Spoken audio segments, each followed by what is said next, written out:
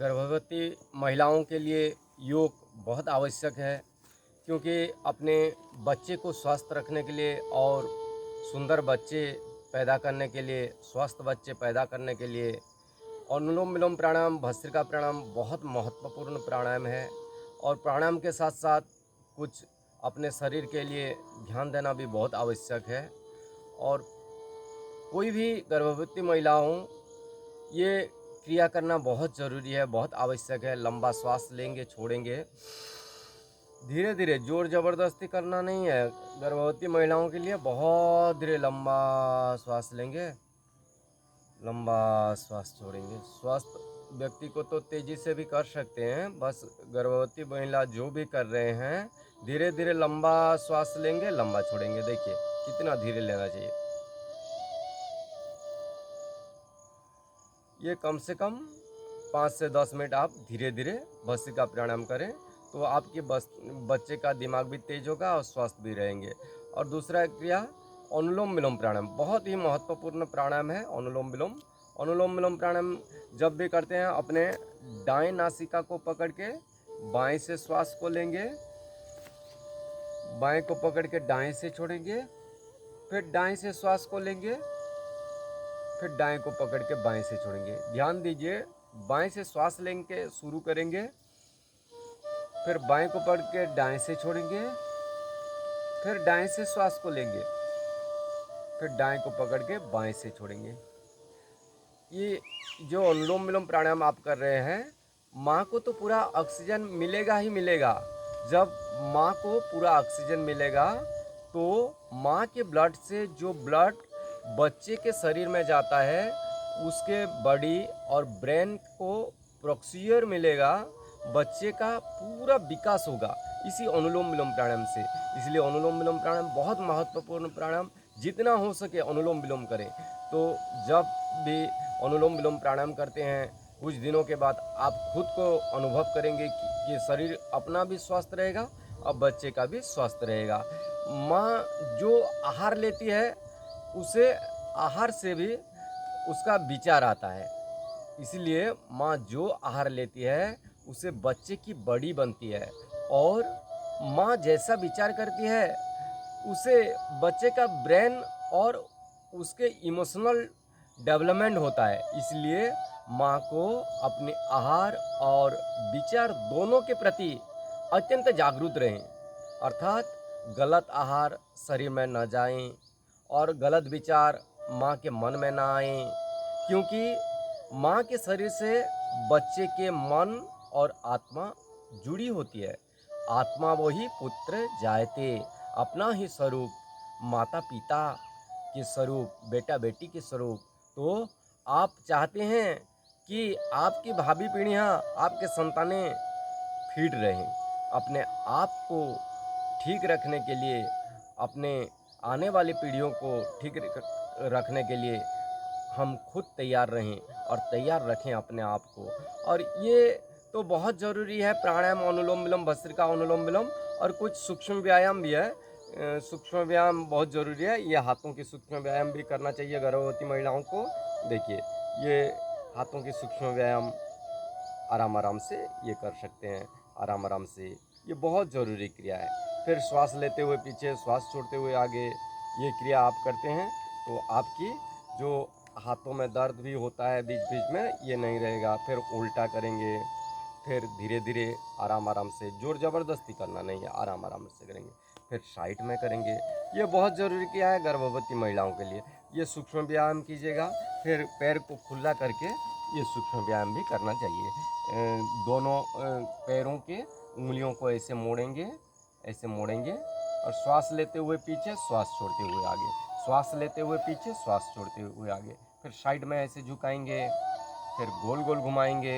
ये गर्भवती महिलाओं के लिए बहुत ज़रूरी है ये क्रिया। फिर उल्टा, फिर दोनों पैर को ऐसे हिलाएंगे, दोनों पैर को, फिर एक एक पैर को हिलाएंगे। ये ज़रूरी क्रिया है। और एक क्रिया है, बहुत ही महत्वपूर्ण क्रिया है, ये बटरफ्लाई। गर्भवती महिलाओं को 4 महीने के बाद ये क्रिया आप करवाते हैं तो निश्चित रूप से नॉर्मल डिलीवरी हो जाएगी। और नॉर्मल डिलीवरी के लिए और भी कुछ है, जैसे कि हम 9 महीने के बाद गर्भवती महिलाओं के नाभि के नीचे अपहमार्ग का जो जड़ होता है, जो कांटेदार होता है अपहमार्ग, उसका जड़ को नाभि के नीचे बांध लीजिए। निश्चित रूप से आपका नॉर्मल डिलीवरी हो जाएगा। और ये बटरफ्लाई हर रोज़ कीजिए 4 महीने के बाद। अनुलोम विलोम प्राणायाम, भस्त्रिका प्राणायाम कीजिए, कुछ सूक्ष्म व्यायाम भी कीजिए।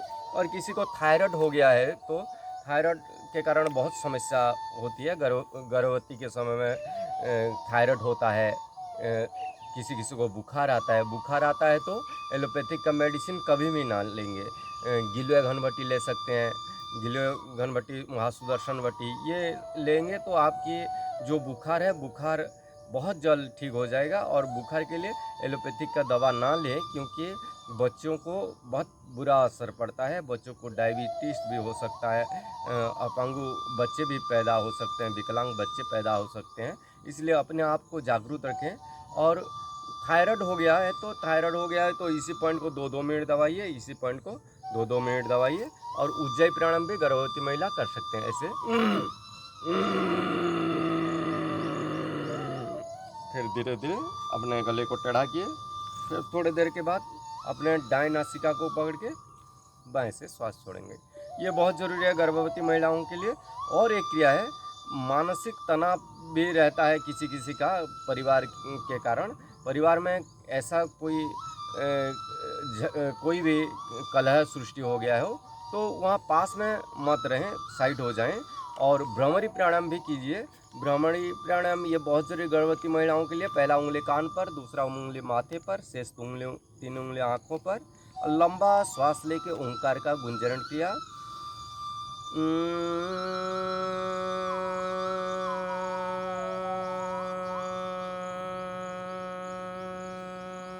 ये 3 से 5 बार आप कर सकते हैं।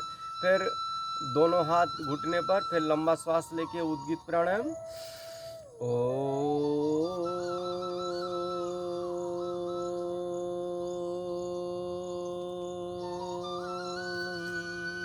फिर थोड़ी देर रोक के रखेंगे, थोड़ी देर शांत से, कुछ समय के लिए शांत से बैठ जाएंगे। मन को एकाग्र करके प्रभु के, अपने भीतर प्रभु को अनुभव करते हुए, भगवान की दिव्यता को अनुभव करते हुए शांत से कुछ समय बैठेंगे। कुछ समय के बाद दोनों हथेलियों को ऊपर उठाएंगे, आपस में रगड़ेंगे। जैसे गर्मी आ जाए, गर्मी आने के बाद दोनों आँखों में डाल के लगा के फिर धीरे धीरे अपने चेहरे पर लगाएंगे। ये क्रिया आप करते हैं तो निश्चित रूप से आपका मन भी अच्छा रहेगा। और गर्भवती के समय में ये ध्यान देना बहुत आवश्यक है कि गर्भवती के समय में कभी भी अश्लीलता, टीवी में कोई ऐसे पिक्चर आ रहा हो, ऐसे कुछ लड़ाई झगड़ा चल रहा हो, तो ऐसे कुछ चीज़ नहीं देखना चाहिए। आध्यात्मिक चीज़ देखना चाहिए, गीता पढ़ना चाहिए। गीता भागवत पढ़ने से भी अपने आप को ठीक रखेंगे, अपने बच्चे को भी ठीक रख पाएंगे।